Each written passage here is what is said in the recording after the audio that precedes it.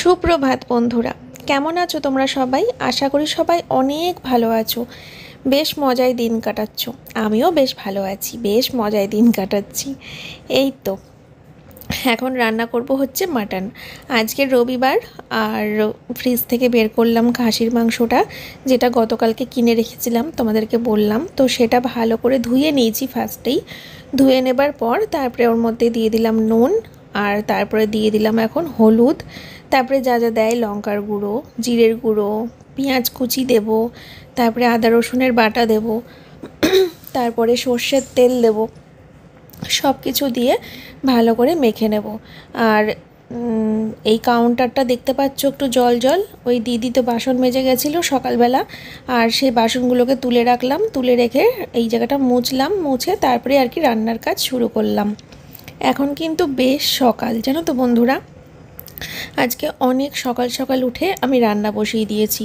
মেয়ে এখনও ঘুমাচ্ছে, তবে সোমনাথ বাড়িতে নেই, ও জিমে চলে গেছে অনেক সকালে, তো আমিও উঠেছি, ও যাওয়ার পরপরই আমি উঠে পড়েছি। মেয়ের উঠতে এখনও ঢের দেরি, তো আমি ভাবলাম রান্নাটা যদি করে নিতে পারি মেয়ে ওঠার আগেই ভালোই হয়। আজকে তো আর কিছু রান্না করার কোনো প্ল্যান নেই, যেহেতু রবিবার। তার থেকে বড় কথা, খাসির মাংস, খাসির মাংস রান্না হলে আর তো কিছু করি না, তো সে কারণে আজকে আর কিছু কিন্তু রান্না করব না। তো দেখো এখন পেঁয়াজের খোসাগুলোকে ছাড়াচ্ছি, তারপরে পেঁয়াজগুলোকে ভালো করে ধুয়ে নেব, তারপরে যতটা যেভাবে পারি কাটবো, কেটে দিয়ে দেব। ঘরে দেখি পেঁয়াজ বাড়ন্ত, জানো, এই দুটো পেঁয়াজই রয়েছে, তো ভাবলাম অসুবিধা নেই, দুটো পেঁয়াজে হয়ে যাবে, পেঁয়াজের সাইজটাও ভালো। আর আজকে যেহেতু সেরকম একটা মশলাদার কষা করছি না, প্রেশারে করে পাতলা রান্না করব, তাই আজকে যদি মশলাপাতি একটু কমও পড়ে রান্নায় অসুবিধা নেই, কারণ যেরকমটা খেতে চাইছি আর কি, পাতলা করে তেল মশলা কম দিয়ে। অনেক দিন হয়ে গেছে আসলে প্রেশারে খাওয়া হয় না। আমি যখন বিয়ে করে শ্বশুরবাড়িতে আসলাম না, তখন আমার শাশুড়ি মা এসে দেখতাম আমার শাশুড়ি মা কিন্তু এই প্রেশার কুকারে করেই মাটন রান্না করতো।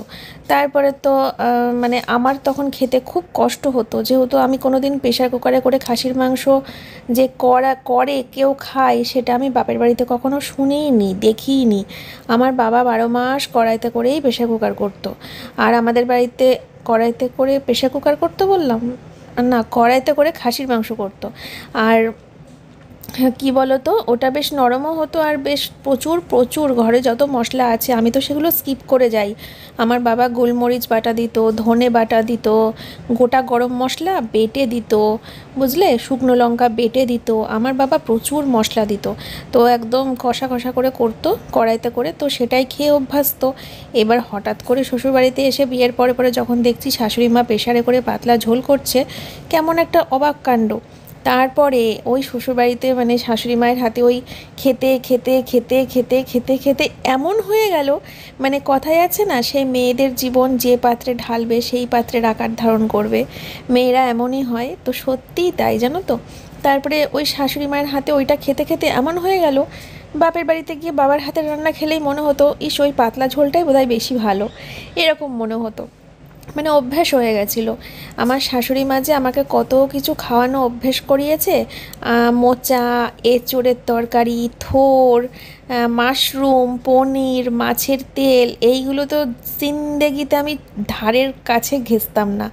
সেই খাবারগুলো সব আমার শাশুড়ি মায়ের কাছে খাওয়া শিখেছি, বুঝলে। আসলে অপশানের ব্যাপারটাই বড় কথা। বাপের বাড়িতে যখন থাকতাম তখন এই রান্নাগুলো হতো না, হতো অবশ্যই, মা রান্না করতো, বাবা খেত, আমি জাস্ট বলে দিতাম আমি খাবো না, আমার জন্য চিকেন বা আমার জন্য কাতলা মাছ হবে, তো আমার জন্য সেটাই চলে আসতো, অপশান পেয়ে যেতাম না। কিন্তু শ্বশুরবাড়িতে তো মেয়েদের সেই অপশানটা খাটে না।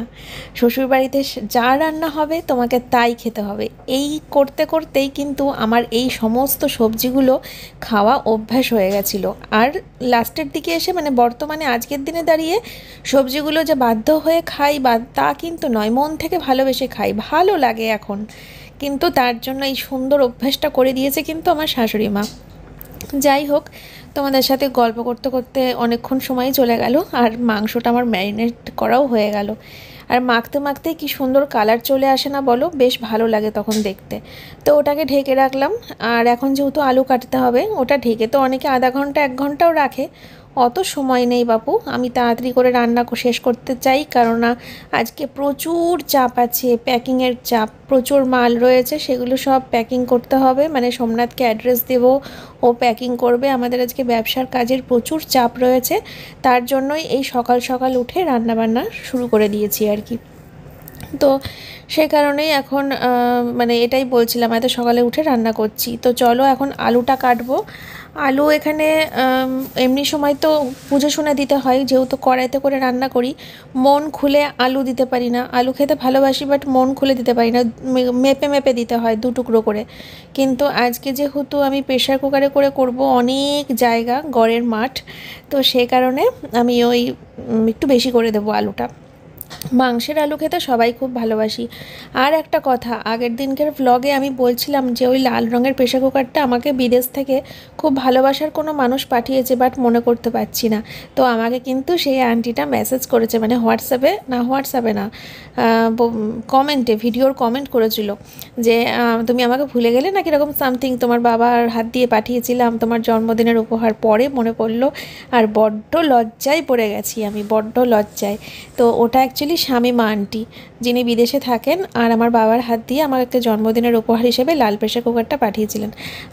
আসলে এত মানুষের কাছ থেকে, এত মানে ভালোবাসার মানুষ সবাই আমাকে এত উপহার দিয়েছে, তো যাদেরকে আমি চোখে কখনো দেখিনি, কিন্তু তাদের উপহার আমার ঘরে রয়েছে প্রচুর।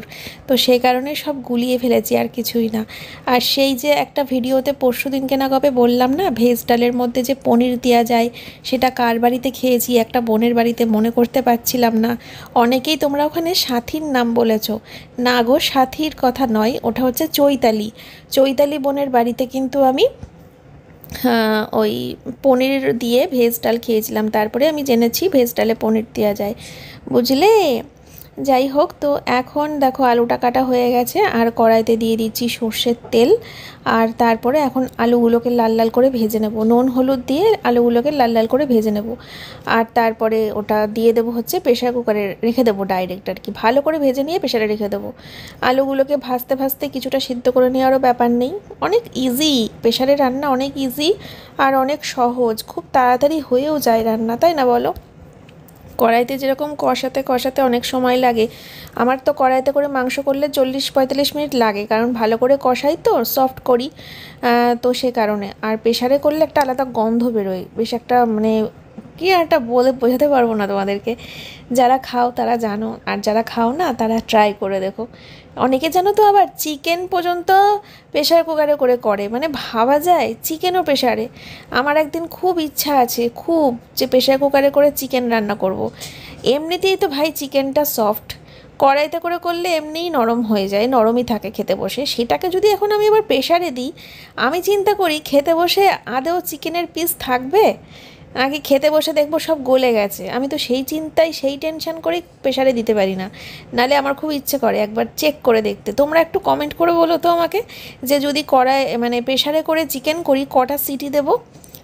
তোমাদের কাছে কমেন্ট জানতে চাইলাম, তোমরা কমেন্ট করো, ঠিক আছে? আমার খুব ভালো লাগে, তোমরা বেশ, যাই জিজ্ঞেস করি তোমরা এত সুন্দর সুন্দর আমাকে কমেন্ট করো, এত সুন্দর সুন্দর উত্তর দিয়ে দাও, আমার ভীষণ ভালো লাগে।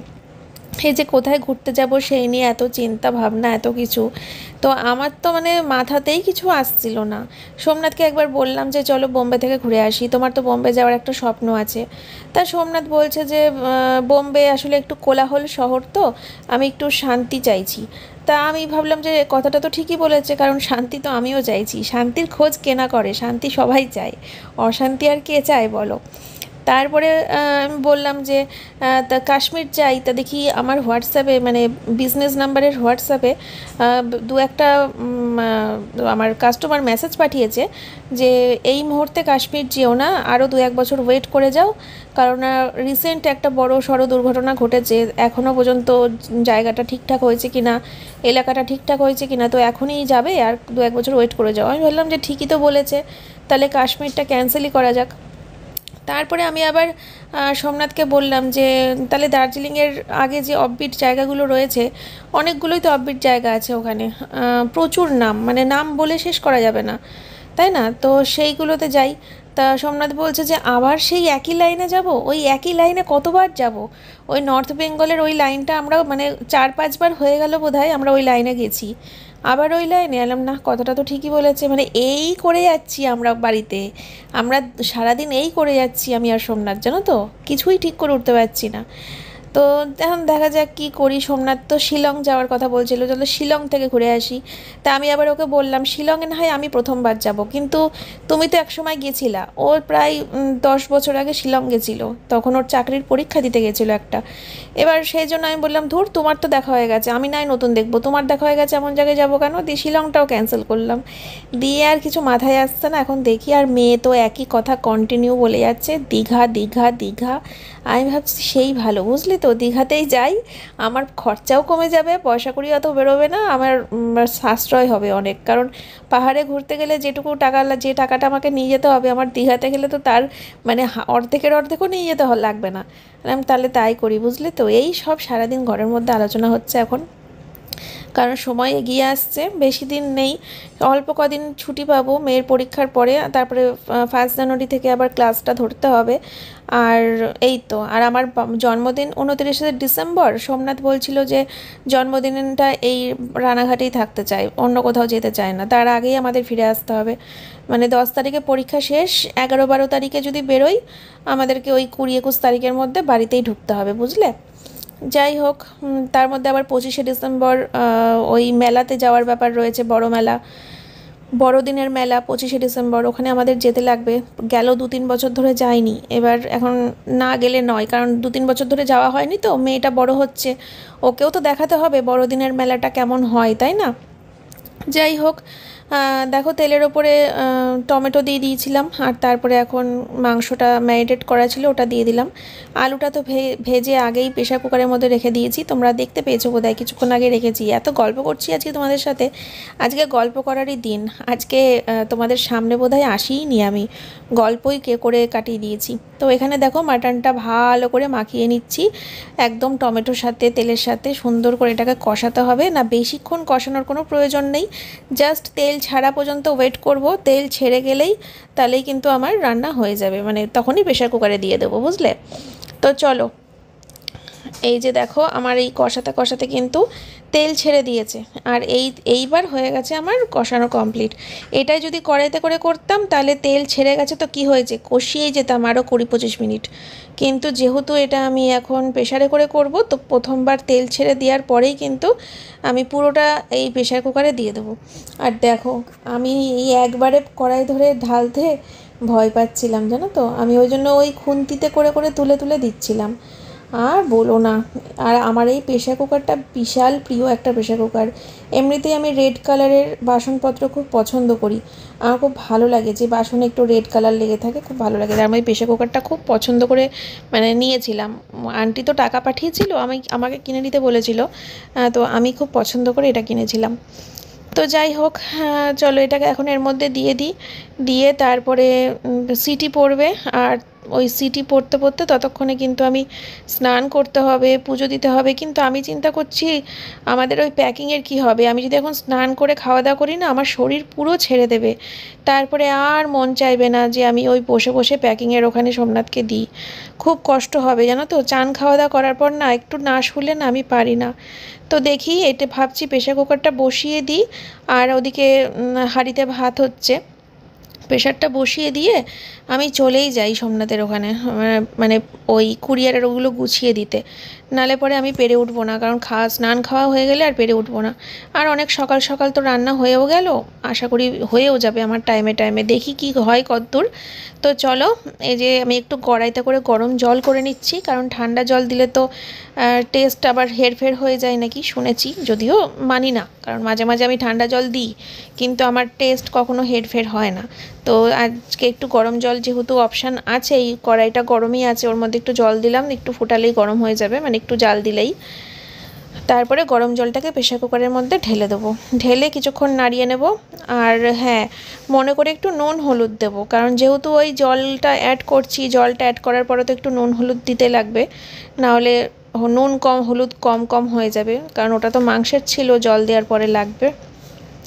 তো এখানে দেখো জলটা ঢেলে দিলাম, এবার খুন্তি দিয়ে ভালো করে নাড়িয়ে নিচ্ছি। আলু জল ঝোলের জল, আলু ঝোলের জল মাংস ভালো করে নাড়িয়ে নিচ্ছি। এখানে 1 কিলো মতোই মাংস কিনেছিলাম আজকে, দেখেছো কড়া এই প্রেশার কুকারটা আমার কত বড়, এর ভেতরে না আরামসে 1 কিলো মাংস হয়ে যাবে। এর আগে যে প্রেশারটা আমার ছিল ওটাই 1 কিলো টাপ টাপ হয়ে যেত, তো টেনশন হতো। 600-700 ঠিক আছে, এটাই 1 কিলোর থেকে যদি কোনো দিন একটু বেশিও কিনি তাও প্রেশারে আমি করতে পারবো, এত সুন্দর আরামসে হবে। এ দেখো নুন দিয়ে দিলাম পরিমাণ মতো, ঠিক আছে। এবার এর মধ্যে দিয়ে দেবো হচ্ছে হলুদ, তাহলেই সিটি দেবো হচ্ছে 6টা কি 7টা সিটি দেবো, ঠিক আছে। আমার শাশুড়ি মা কটা দিতে বলো তো? 10টা। আমার শাশুড়ি মা 10টা সিটি দিত। ওইটার মাংসটা একটু অন্যরকম হতো, ওই মুখে মাংস দিলেই না মানে দাঁতের কোনো ফাংশানই নেই। খাসির মাংস দিয়ে ভাত খাচ্ছ, দাঁতের কোনো ফাংশানই নেই, একদম মুখে দেবে আর পুরো মিলিয়ে চলে যাবে পেটের মধ্যে, বুঝলে? এইভাবে করতো। এখন মনে হয় আর প্রেশারে করে না, এখন যেহেতু ননদ থাকে ওখানে, তো মনে হয় ওরা কড়াইতে করেই করে এখন, যতদূর মনে হয় আমার, কারণ না হ্যাঁ 2-1বার শুনেছিলাম কড়াইতে করেই করেছে, এখন মনে হয় আর করে না প্রেশারে। যাই হোক, চলো এই যে আমার হয়ে গেছে, এবার ঢাকনাটা বন্ধ করে দিচ্ছি। ঢাকনাটা বন্ধ করে দিয়ে গ্যাসের ওপরে বসিয়ে দেব, দিয়ে সিটি দেব। সিটি মারবো, আমি মারবো না, প্রেশার কুকার মারবে সিটি। শুনবে তোমরা? দাঁড়াও তোমাদেরকে শোনাচ্ছি, একটু পরেই বাজবে। আপাতত আমি ঘরে যাই, ঘরে গিয়ে আমার যে বললাম তোমাদেরকে এখন প্যাকিংয়ের কাজে বসার দরকার, না হলে পরে আর পেরে উঠবো না, প্রচুর মালের চাপ আছে। তো আজকে একটু বেডশিটের উপর চাপ বেশি, বেডশিটই বেশি আছে আর শাড়ি রয়েছে কিছু। নাইটি তো আগের দিন সব ডিসপ্যাচ করে দিয়েছি, ওই যে চেয়ারের উপরে কয়েকটা নাইটি দেখছো, এই কয়েকটা নাইটিই পড়ে রয়েছে, বুঝলে? আর সব নাইটি ডিসপ্যাচ হয়ে গেছে, আর নেই ঘরে মাল, আবার নতুন করে মাল আনতে যেতে হবে। আর এখানে এখন এই বেডশিটগুলো সব বের করে করে রাখছি, এগুলো অনেক দূর দূর যাবে জানো তো। কোনোটা মানে কলকাতার আছে মনে হয় 2টো, বাদবাকি সব দূরে দূরে, অনেক দূরে দূরে, উড়িষ্যা, চেন্নাই, আরও দূরে দূরে সব, জানি না জায়গার নাম বলতে পারবো না, অত মনে নেই। তো সব ঢাললাম, ঢেলে নিয়ে এখন এই আমাদের কলিং বেল ঠিক করতে একটা লোক এসছে, কলিং বেলটা খারাপ হয়ে গেছে, তো ব্যাটারি চেঞ্জ করবে না কি করবে জানি না, তো সেই জন্য একটু কথা বলছিলাম। তারপরে এখন এই সোমনাথকে ডাকলাম যে আসো প্যাকিংয়ে বসে পড়ো। তো এই যে আমি এখন বসলাম, কখন উঠবো আমি কি আর বলি তোমাদের, ভেবেছিলাম যে এমন সময় উঠবো, উঠে স্নান করব, পুজো দেবো, খেয়ে নেবো, কিন্তু আমি এমন সময় উঠেছি, তখন ওই সময় ওঠার পর স্নান, পুজো, খাওয়া, ঘুম, আজকে সব লন্ড ভন্ড হয়ে একাকার কাণ্ড। কি আর করা যাবে বলো, আগে থেকে তো কিছু বোঝা যায় না যে প্যাকিংয়ে কতটা সময় লাগবে, এমন সময় প্যাকিংয়ের কাজ শেষ হবে।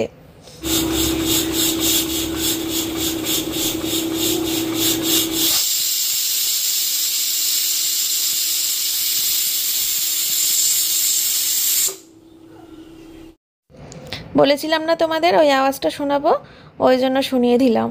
তো এই যে দেখো আমার রান্না কিন্তু হয়ে গেছে, আর এখন মাংসটাকে ঢেলে নিচ্ছি এর ভেতরে, আর এখন না আমরা খাওয়া দাওয়া করতে বসবো। কিচ্ছু করার নেই বন্ধুরা, কিচ্ছু করার নেই, বলতে পারো যে স্নান পুজোটা দিয়ে তো খেতে পারতে, কিচ্ছু করার নেই। এখন ঘড়ির কাঁটা আমাদের প্যাকিং ব্যবসার কাজ করতে করতে ঘড়ির কাঁটা এতটাই এগিয়ে গেছে যে এখন যদি স্নান পুজো দিই না, তাহলে সোমনাথ পেটে হাত দিয়ে অজ্ঞান হয়ে পড়ে যাবে, আর আমিও ওই স্নান করতে করতে বাথরুমেই অজ্ঞান হয়ে পড়ে যাব, বুঝলে? অনেক বেলা হয়ে গেছে, অনেক বেলা আমাদের কাজ শেষ করতে করতে। তবে হ্যাঁ, মাঝখানে মেয়েকে স্নান করানো, মাঝখানে মেয়েকে খাওয়ানো, একটা ব্রেক নিতে হয়েছিল মেয়েকে স্নান করিয়ে খাওয়ানোর জন্য, যেহেতু আমাদের সাথে যেমন তেমন বেলা হয় হোক, দেরি হয় হোক, কিন্তু ওকে তো বাচ্চা মানুষ, ওকে চান করিয়ে টাইম মতো খাইয়ে দিয়েছিলাম। তো এখন আমাদের অনেক দেরি হয়ে গেছে, কিন্তু কিছু করার নেই, এই সময়টা এখন করতেই হবে। আর মাটনের মধ্যে কিন্তু গরম মশলা অবশ্যই অ্যাড করে নিয়েছি নামানোর পর। এই যে দেখো ফাইনাল লুক, একদম নরম নরম হয়েছে, আমি খেতে বসে তোমাদেরকে দেখাবো ভেঙে যে কেমন সফট হয়েছে। তো এই যে দেখো ছোটো ঘরে চলে এসেছি ভাত নিয়ে, আমি আর সোমনাথ আজকে এই ঘরেই ভাত খাবো। এই যে সোমনাথকে থালা দিলাম, আমি থালা নিলাম, সাথে দেখো স্যালাড কেটে নিয়েছি, শসা, পেঁয়াজ আর লেবু নিয়েছি, আর শসা পেঁয়াজটাকে বিট লবণ, লেবু আর কাঁচা লঙ্কা দিয়ে ভালো করে মেখে নিয়েছি। আর এই যে খাসির মাংসের পাতলা পাতলা নরম নরম লাল লাল ঝোল, রবিবারের স্পেশাল। আচ্ছা তোমাদেরকে একটা কথা বলি, বুঝলে, ভালো কথা, দরকারি কথা। শোনো, কথা হচ্ছে এই আজকে কিন্তু আমি দুটো ব্লগ করে ফেলেছিলাম। মানে এই যে খাওয়া দাওয়া করছি, এই খাওয়া দাওয়ার পর থেকেও কিন্তু আরও একটা মানে আরও প্রচুর ভিডিও ছিল, রাতে শোয়ার আগে পর্যন্ত ভিডিও করে গেছি, কিন্তু তোমরা হয়তো এখনই শেষ দেখতে পাবে। আসলে আমার ভিডিও বড় হয়ে গেছিলো তো, তাই মাঝখান থেকে ঘ্যাঁচ করে কেটে দিয়েছি। ঘ্যাঁচ করে কেটে দিয়ে এই যে অর্ধেকটা আজকে পোস্ট করছি আর অর্ধেকটা কালকে পোস্ট করে দেবো, ঠিক আছে? রবিবারের ভিডিও দুটো করে ফেলেছি, সকাল বিকেল মিলিয়ে। তো সকালের ভিডিওটা, দুপুরের ভিডিওটা যে এখন তোমরা পেয়ে গেলে, আর বিকেল থেকে সন্ধ্যে থেকে রাতের ভিডিওটা তোমরা আগামী দিন পাবে, বুঝতে পেরেছো? কিছু করার ছিল না, এইভাবে ম্যানেজ করে নিলাম, তাহলে আমি কালকের দিনটা একটু রেস্টও পেয়ে যাব। ইচ্ছে তো করে বলো একটা দিন ছুটি কাটাতে, কিন্তু হয়ে ওঠে না সব সময়। তো আজকে যেহেতু মানে মনের খেয়ালে না, ভুল করেই যেভাবেই হোক অনেক বড় ব্লগ করে ফেলেছি, তো একটু রেস্ট নেব কালকের দিনটা, ভালোই হবে, আমারও একটু ছুটি হয়ে যাবে। আর তোমরা মানে এই বড় বড় ব্লগই পাবে, অসুবিধা নেই। আজকে 21 মিনিট দিলাম, কালকেও এরকম 21-22 মিনিটের একটা ব্লগ পেয়ে যাবে বিকেলের পর থেকে, ঠিক আছে? এই যে সোমনাথকে মাংস ভাত দিয়ে দিয়েছি, আমিও মাংস ভাত নিয়ে নিচ্ছি। উফ, আর এই যে বাসি, এগুলো আমার প্রিয়। এই বাসির চুষতে সেই লাগে, ভেতর থেকে কি একটা নরম নরম বেশি বেরিয়ে আসে, আর যদি না বেরোয় ওটাকে বাড়ি মেরে মেরে মেরে মেরে বের করি আমি। উফ, সেই লাগে। আর কতটা সফট হয়েছে তোমাদেরকে আমি ভেঙে দেখাচ্ছি, দেখো। আশা করি তোমাদের আজকে মানে বিশাল পছন্দ হবে রান্নাটা, একদম বাচ্চা থেকে বয়স্ক সবাই খেতে পারবে। টাটা।